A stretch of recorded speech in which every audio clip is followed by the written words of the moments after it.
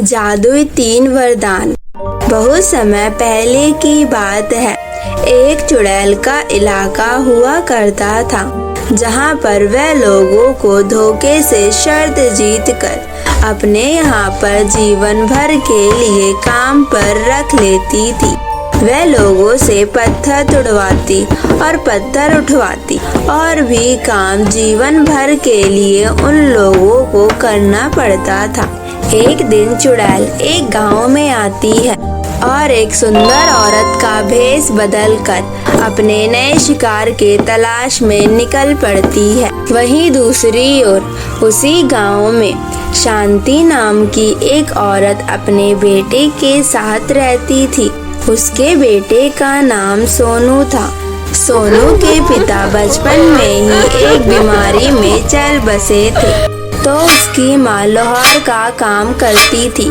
शांति बहुत ही खुश मिजाज औरत थी। शांति हमेशा खुश रहती थी। एक रात शांति को लोहे पीटते पीटते बहुत रात हो गई। आज दिन भर में उसकी एक भी आमदनी की कमाई नहीं हुई थी और ठंड का मौसम था और शांति बाहर देखते हुए बोलती है, आज बहुत रात हो गई है। जब तक मेरा काम खत्म नहीं हो जाता मैं यहाँ से उठकर नहीं जा सकती हूँ। तभी उसका बेटा सोनू आता है और अपनी माँ को काम करता हुआ देखकर कहता है, कितनी रात हो गई है माँ, क्या आपको पता नहीं है? क्या मुझे माँ आपके साथ जागना ही पड़ेगा क्या? नहीं नहीं बेटा, बस मेरा काम खत्म होने वाला है। काम खत्म करके खाना खाकर सो जाएंगे। माँ आपको पता नहीं है क्या, हमारे घर में एक अनाज का दाना भी नहीं है। इसका मतलब हमें आज भूखा ही सोना पड़ेगा। हे ऊपर वाले, क्या मैं इतना भी नहीं कमा पा रही हूँ कि मैं अपने बेटे को 2 वक्त की रोटी भी ना खिला पाऊँ? माँ कोई बात नहीं, 2 दिन पहले भी खाली पेट सोया था और आज भी सो जाऊंगा, इसमें कौन सी बड़ी बात है। मुझे माफ करना बेटा, मैं तुम्हें 2 वक्त की रोटी भी नहीं खिला पा रही हूँ। माँ मैं सोने जा रहा हूँ, जल्दी सो जाऊंगा तो भूख भी नहीं लगेगी। तभी उनके घर एक बूढ़ा कांपते हुए आता है, जो कि ठंड से पूरा कांप रहा होता है। और वह बूढ़ा शांति से कहता है, कोई है जो इस बूढ़े बाबा को खाना खिला सकता है? तभी शांति कहती है, अब क्या बोलूं बाबा, आपको भी मैं ही मिली थी खाना मांगने के लिए। अगर मेरे पास खाना होता तो मेरे बेटे को भूखा नहीं सोना पड़ता। मैं और मेरा बेटा दोनों उपवास पे हैं। यह तो बड़ी मुश्किल हो गई है तुम्हारे लिए। हाँ वो तो हो गई है, पर आप चाहें तो मेरे यहाँ पर अपनी ठंड दूर कर सकते हैं मेरी इस आग से। बूढ़े बाबा उस आग के किनारे बैठ जाते हैं। बाबा उस कड़ाकी ठंड में गर्म हवा खाकर बहुत खुश हो जाते हैं और वह कहते हैं, तुमने मुझे बचा लिया बेटी, नहीं तो मैं तो जम ही गया था। यह सुनकर शांति कहती है, चलिए मैं आपकी कुछ और मदद कर देती हूँ। हाँ ये बात तो है बेटी, पर मैं तो देख रहा हूँ तुम तो मुझसे भी ज्यादा दुखी हो। मैं तो अकेला हूँ, जो मुझे खाने को मिल जाता है मैं वह खा लेता हूँ और जहाँ सोने को मिल जाता है वहाँ पर सो जाता हूँ। मेरा इसी तरह गुजारा हो जाता है। पर तुम्हारे पास तो एक परिवार है। हाँ बाबा, पर मेरा जैसे तैसे गुजारा चल रहा है। तुम्हारे पास खाना नहीं था, पर जो तुम्हारे बस में था वो तुमने किया। मैं तुमसे बहुत खुश हुआ। मैं तुम्हें 3 वरदान देता हूँ, मांग लो जो मांगना चाहती हो। यह सुनकर शांति बहुत खुश हो जाती है और वह बोलती है, बाबा मुझे पहला वरदान दो कि मेरे पत्थर को जो भी पकड़े वो मेरी आज्ञा के बिना चलना बंद ना करे। ठीक है बेटी, अगला वरदान मांगो। लेकिन अब मैं क्या मांगूं? तभी बाबा कहते हैं, बेटी जल्दी मांगो। शांति हड़बड़ाकर एक और वरदान मांग लेती है। बाबा मुझे वरदान दो कि इस पोटली में मुद्रा मेरे आज्ञा के बिना कोई ना निकाल पाए। उसके बाद शांति अपना आखिरी वरदान मांगती है, इस कुर्सी पे जो भी बैठे वो मेरे आज्ञा के बिना उठ ना पाए। शांति के तीनों वरदान मांगने के बाद बाबा शांति से कहते हैं, अरे मूर्ख, तुम इस 3 वरदान से अपनी जिंदगी को और भी अच्छी बना सकती थी, परंतु तुम में तो ये फालतू के वरदान मांगे और अपनी मूर्खता का परिणाम मुझे दे दिया। और तुम्हारी गरीबी को मैं तो क्या ऊपर वाला भी नहीं मिटा सकता। ऐसा बोलकर बाबा वहाँ से उठकर चले जाते हैं। शांति का बेटा बाहर से सब कुछ देख रहा था। बाबा के जाने के बाद अपनी माँ से अंदर आकर बोलता है, माँ ये तुमने क्या किया? बाबा के रूप में वो भगवान थे, तुम अगर उनसे कुछ भी मांगती तो वह तुम्हारी इच्छा को पूरा कर सकते थे, पर तुमने तो ये बेकार बेकार के वरदान मांग लिए और तुमने यह बात निश्चित ही कर दी कि हमें रोज पानी पीकर ही सोना पड़ेगा। बेटा पता नहीं मुझे क्या हो गया था, मैंने जल्दबाजी में पता नहीं क्या क्या मांग लिया। कोई बात नहीं माँ, चलो हम सोने चलते हैं। ऐसा बोलकर शांति और सोनू दोनों सोने के लिए चले जाते हैं। रात को सोते समय शांति सोच रही थी, काश मैं कुछ अच्छा मांग लेती तो हमारे यह दिन भी सुधर जाते, और अब तो लोहार के काम से मेरा पेट नहीं पलने वाला है। अब मुझे कोई और काम ढूंढना पड़ेगा। कल मैं शहर जाऊंगी और कोई नया काम ढूंढ लूंगी। अगले दिन शांति जल्दी उठकर शहर की तरफ चल पड़ती है, काम की तलाश में। धूप भी बहुत कड़क होती है, पर शांति चलना बंद नहीं करती। कुछ ही दूर जाने पर शांति को एक औरत आते हुए नजर आती है, और वह औरत वही चुड़ैल होती है जो कि अपने नए शिकार पर निकली होती है। शांति इन सब बातों से अनजान थी। तभी वह औरत शांति के पास आ जाती है और उससे पूछती है, क्या हुआ बहन, इतनी धूप में कहाँ जा रही हो?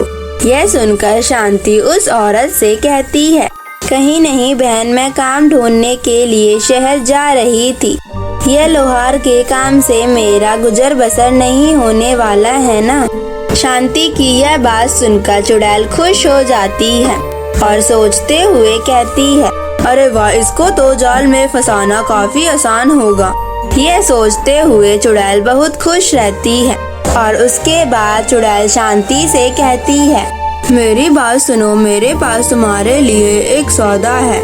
मैं तुम्हें 100 सोने की मुद्रा देती हूँ, उसके बदले 1 साल बाद मैं तुम्हारे पास आऊंगी। तुम्हें मेरे साथ काम करने के लिए चलना पड़ेगा। चुड़ैल की बातें सुनकर शांति सोच ही रही होती है कि तभी उसकी नजर उसके पैरों पर पड़ती है। उसके पैर तो उल्टे होते हैं। यह देखकर वह हैरान हो जाती है और कहती है और सोचने लगती है, यह तो चुड़ैल है, अगर मैं इसके साथ काम पे गई तो मुझे जिंदगी भर पत्थर ही तोड़ने पड़ेंगे। पर अभी तो मेरे घर की आर्थिक स्थिति भी बहुत खराब है। ऐसा करती हूँ, अभी सोने की मुद्रा ले लेती हूँ, बाकी 1 साल बाद सोचूंगी। और शांति 100 सोने की मुद्रा चुड़ैल से ले लेती है और चुड़ैल शांति को वह मुद्रा देकर अपने मन में सोचने लगती है, अब तो फंस गई जाल में। चुड़ैल अपना शिकार ऐसे ही करती थी, लोगों को सोने के सिक्के के बदले जीवन भर अपने राज्य में काम करवाती थी। शांति सोने के सिक्के लेकर अपने घर की ओर चल पड़ती है। रास्ते में वह बहुत सारे फल और खाने के लिए पकवान ले लेती है और वह जब घर पहुंचती है तो अपने बेटे से कहती है, अरे सोनू बेटा, देखो मैं तुम्हारे लिए क्या लाई हूँ, मिठाई और पकवान लाई हूँ, चलो आकर तुम मेरे साथ खा लो। सोनू अपने माँ की यह बात सुनकर अपनी माँ के पास आता है और अपने माँ के हाथों में इतना सारा सामान देखकर पूछता है, माँ तुम्हारे पास इतने सारे पैसे कहाँ से आए जो तुम इतनी सारी मिठाइयाँ और पकवान लाई हो? यह सुनकर शांति कहती है, अरे सोनू बेटा, आम खाओ, गुठलियाँ मत गिनो, मैं इन पैसों को कमा कर लाई हूँ। उस दिन शांति बहुत खुश थी और उसका बेटा सोनू भी बहुत खुश था। अपने बेटे को ऐसे खुश देखकर शांति अपने मन में कहती है, काश मैं अपने बेटे को ऐसे ही खुश रख पाती और इतना अच्छा अच्छा खाना खिला पाती और अगले दिन शांति फिर से कुछ मिठाइयाँ और पकवान बाजार से ले आती है और अपने बेटे सोनू के साथ खूब मजे से खाती है। इसी तरह पूरे 1 साल बीत जाते हैं और एक दिन जब शांति अपने लोहार वाले दुकान में काम कर रही थी, तभी वहाँ पर चुड़ैल आती है और शांति से बोलती है, चलने का वक्त हो चुका है शांति। शांति चुड़ैल को देखकर घबरा जाती है और सोचने लगती है, कैसे बचूं मैं इस चुड़ैल से, ये तो मुझे ले जाने आई है। तभी शांति को एक आइडिया आता है और वह चुड़ैल से बोलती है, आओ बहन बैठो, मेरी जगह पर मेरा आखिरी काम कर दो। यह पत्थर लो और मेरे इस लोहे को थोड़ा पीट दो। मेरे लिए यह काम बहुत जरूरी है। तब तक मैं अपने बेटे से मिलकर आती हूँ। ठीक है बहन, तुम मिलकर आ जाओ, तब तक मैं तुम्हारा यह काम कर देती हूँ। चुड़ैल हथौड़े से लोहे को पीट पीट कर परेशान हो जाती है। कुछ समय बाद शांति वहाँ आती है और चुड़ैल शांति को देखकर कहती है, इसे रोक लो बहन, मैं तुम्हें 1 और साल दे दूंगी और 100 सोने की मुद्राएं भी दे दूंगी, प्लीज इसे रोक लो।